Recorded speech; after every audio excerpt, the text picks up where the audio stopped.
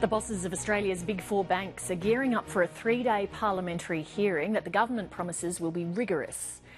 Banking victims and the opposition are dismissing the process as a damp squib. They'd rather a royal commission. First to appear tomorrow will be the Commonwealth Bank's chief, Ian Narev. One family watching closely will be that of Peter Outson. She was a Commonwealth Bank customer for more than 2 decades before she died of an accidental prescription drug overdose in 2014. When Peter Outson's family tried to claim on her accidental death insurance policy to provide for her 2 children, the bank refused, as Pat McGrath reports.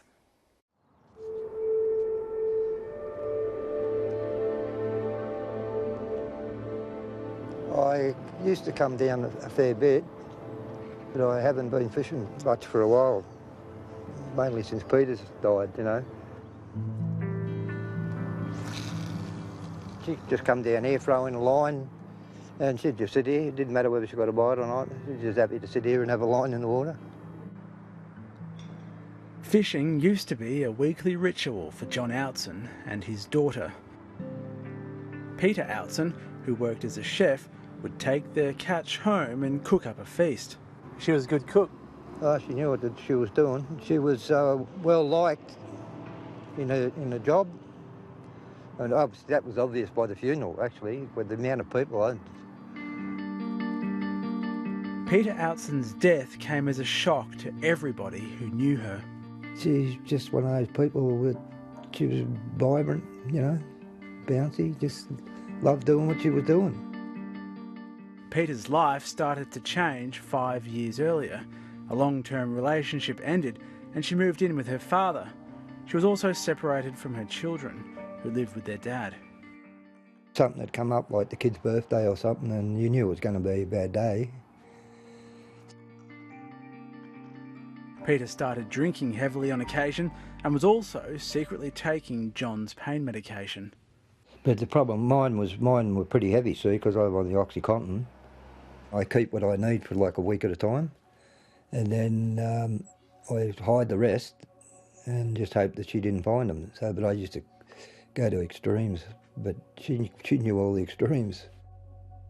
One night in May 2014, Peter Outson took a dose of John's pills, went to bed and started watching a movie on her laptop.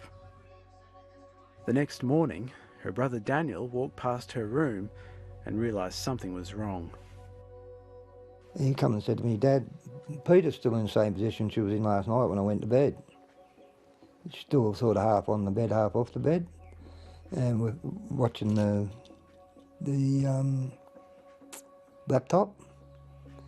And anyway, went in and I touched her on the leg, and straight away her leg was cold, and I go, "Oh no."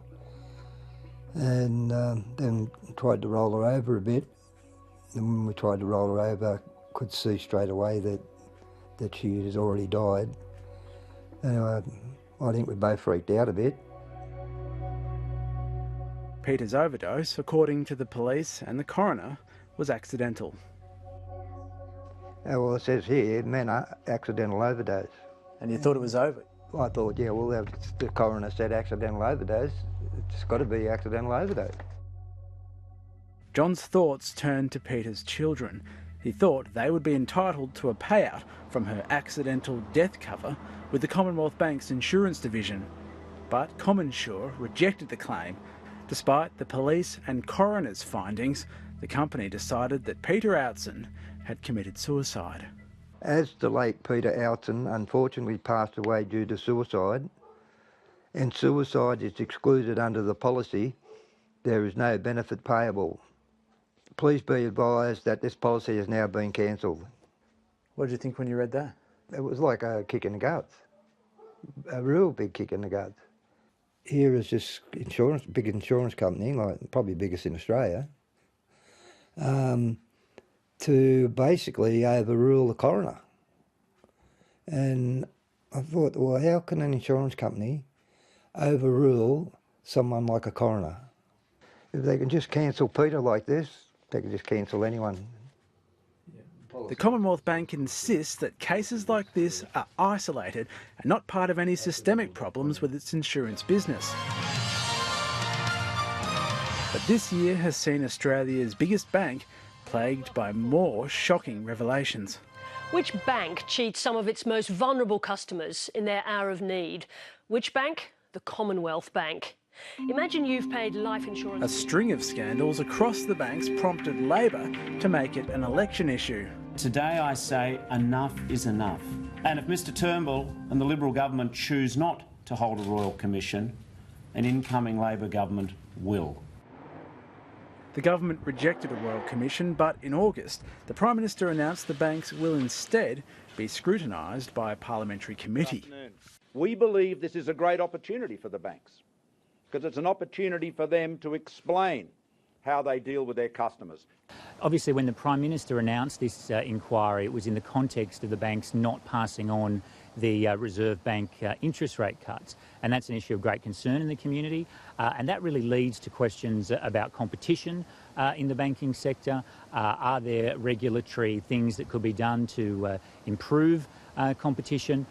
Liberal MP David Coleman is the chair of the committee and rejects suggestions from the opposition that these hearings will be a breeze for the banks. Importantly, this is the first in what will be an annual process. So the committee now has an oversight function over these commercial banks, in the same way it does with the Reserve Bank and ASIC and other government organisations. 12 hours of committee hearings into the big four banks.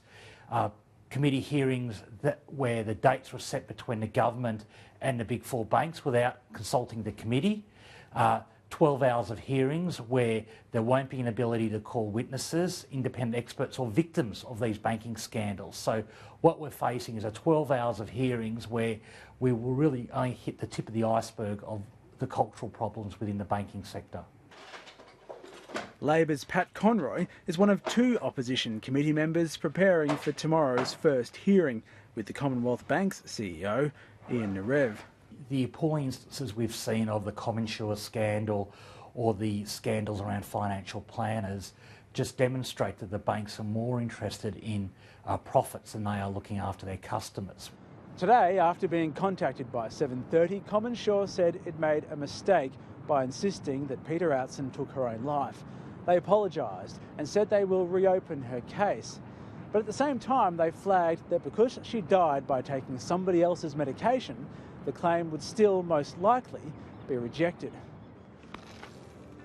John Outson has given up waiting for a payout, and he has no hope that the bank that made his daughter's death even more painful will ever change its ways. I want them to take back their letter and put down on it accidental overdose, not suicide. One day maybe they might wake up, maybe they won't, probably won't, it's too big. Pat McGrath reporting.